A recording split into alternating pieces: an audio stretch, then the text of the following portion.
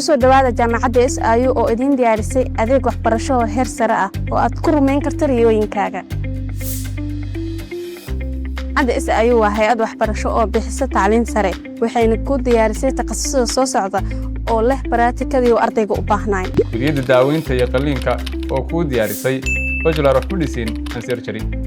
Kulliyadda culuumta caafimaadka oo ka kooban 4 takhasus oo kala ah Bachelor of Medical Laboratory Science, Bachelor of Nursing, Bachelor of Midwifery, iyo Bachelor of Public Health. Kulliyadda ganacsiga iyo dhaqaalaha oo ka kooban 5 takhasus oo kala ah Bachelor of Economics, Bachelor of Business Administration, Bachelor of Accounting and Finance, Bachelor of Banking and Finance, iyo Bachelor of Procurement and Logistics.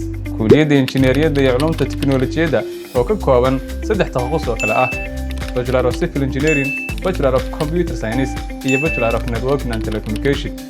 Kulliyadda siyaasadda iyo culuumta bulshada oo ka kooban 5 takhasus oo kala ah Bachelor of Public Administration, Bachelor of Social Work, Bachelor of International Relations, Bachelor of Security Study and Criminology, iyo Bachelor of Law.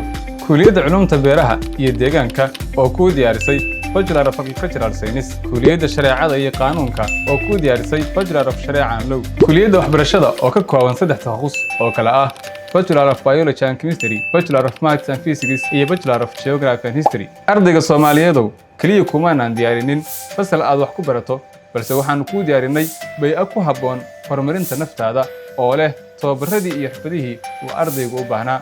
Hadda waxaa socota diiwaangelinta sanad waxbarasheedka 2025-2026. Xarumaha ay diiwaangelintu ka socoto waa xarunta Muuse Galaal oo ku taala nawaaxiga masjidka Nasruddin ee Baarubax, iyo xarunta maamulka oo ku taala kiiloomitir 4 wadada Cabdiqaasim.